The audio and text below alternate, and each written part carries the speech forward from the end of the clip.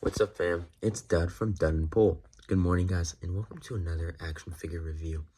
Yesterday, we took a look at the Assassin's Creed NECA, and that video didn't do too good, so we're back on DC Multiverse.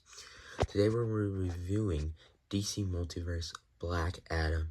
This is from Justice League The Endless Winter. There's a Burlington next to my gym, and so after going to the gym, I went to the Burlington because it's kind of like a store like Ross, and people had been finding figures at Ross. And lo and behold, they had some DC Multiverse. This was the only DC Multiverse they had, and picked him up. He was $7.99, which isn't the best price for this guy because he only goes for like $11, but it's still a pretty good discount, and $8 for a pretty decent figure. I couldn't go wrong with it. So in today's video, we're going to be unboxing and reviewing him, but before we do that, let's take a look at the box. Down here, we have DC Multiverse Black Adam. We have Collect to Build the Frost King. Now, I actually bought we reviewed the Batman from this wave about a month back, or about 2 weeks ago. And I still do have the buildable parts for the Frost King. So those didn't really sell. So there's a possibility that if these legs don't sell too in about a month, then I might go ahead and buy the rest of this wave. Now, at the side here, we have Black Adam, Justice League Endless Winter, which is the wave this is from. And at the back, we have the buildable figure. This is for the Frost King, and he looks sick. He's not the most desirable, but because this wave is not the most desirable. You can literally buy this entire wave for under $60. And, I mean, I'm proving it. I mean, this guy we bought for $14 2 weeks ago. This guy we just found for $8. The Wonder Woman is $14 on Amazon, and then the John Stewart is only $16. So that's a total of around $52 to get this whole wave plus the buildable figure. And that's really tempting because this guy is sick.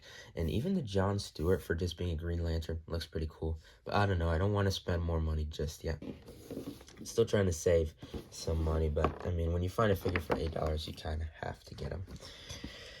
But let's open him up. I also did get another DC Multiverse. I'll reveal that because that's probably going to be the next video after this.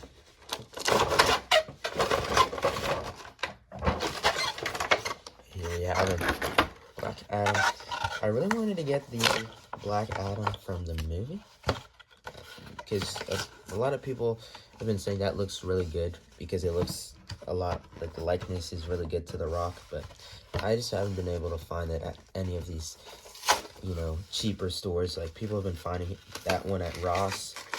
My Ross is just horrible. I think the only thing I found that I've ever found at my Ross was that Halo action figure we reviewed a few weeks back, almost a month ago at this point. But that's the only figure I've been able to find at my Ross that's decent. They have some Ninja Turtles, but, you know, I feel like every place has Ninja Turtles, so it's nothing too special. Now, another thing they had at Burlington was the Super Mario movie figure.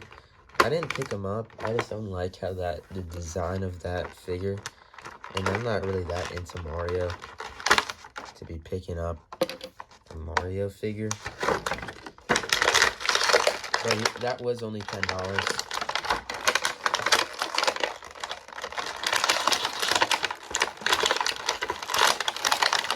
Which isn't bad at all. Now, you're hearing me struggle here. That's because I'm trying to cut off all the safety pins on him. So even an $8 figure is tied down because that's how McFarlane does it. And I just cannot cut this one safety pin off. So give me a second here. Okay. Should be everything. It won't even. Okay, also take off the legs too.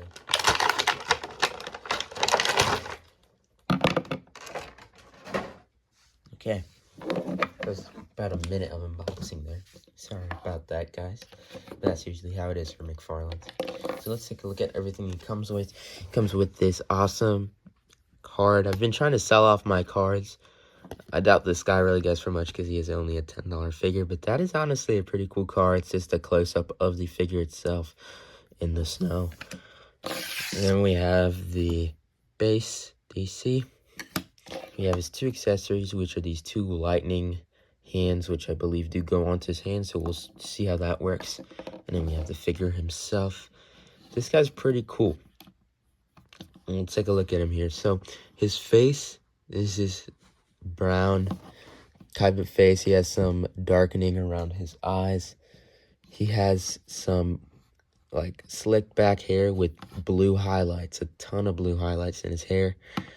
Don't know how accurate that is, because the only Black Adam piece of content I've seen is the movie, and he's bald. So you got the lightning bolt in the middle with the gold and the black accents. We got the utility belt, which is gold, the cufflinks, which are gold. We have his hands that are formed into fists, and then we have some more detailed gold boots here.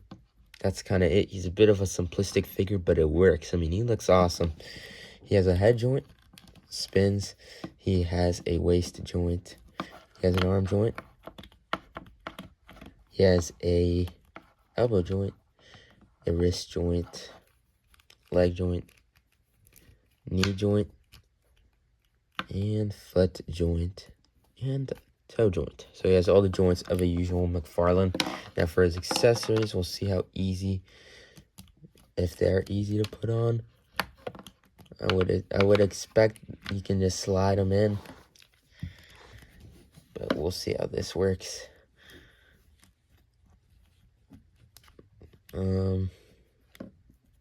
Okay, I guess that's how you put the first one in. So you have it like that. And then the second one, you kind of just slide it in here. Yeah, kind of just slide it in. And then you have it halfway there. And then, put him on the stand. And try to balance him out here. Wow, okay, he cannot balance out. Try to put him on the stand. It's a little bit of a tougher guy, but there we go. We have Black Adam on the stand. Now, what do I think about this figure, and would I recommend it? I think this is a really, really awesome figure. Now, of course, Black Adam isn't really the best DC character. It's a bit more well-known now after that movie, but it's really not the best DC character. But, I mean, he is super, super cheap now, and he looks awesome. The one thing I wish I would say is that he had a cape, and I also wish he came with a air stand that the Supermans come with, so that he could be flying, not just sit down here. But with these electric accessories, he just looks sick. He looks menacing on your shelf. And he's just such a good addition to the collection. I really do like him. Now, $11 is what he usually goes for. These legs don't really... That's the Chief sneezing. But these legs, they don't really sell well. So you can't expect, oh, I'm gonna buy this off Amazon for $12 and sell these legs and get them super cheap, because these legs are definitely slow sellers. You're gonna have to wait on them. But you can sell off these legs for like $12. You get around $9 out of them. So you would get about a $3 figure off him. And if you can find him at a discount store like Ross or Burlington for just $8, you basically are getting a free figure eventually once these sell.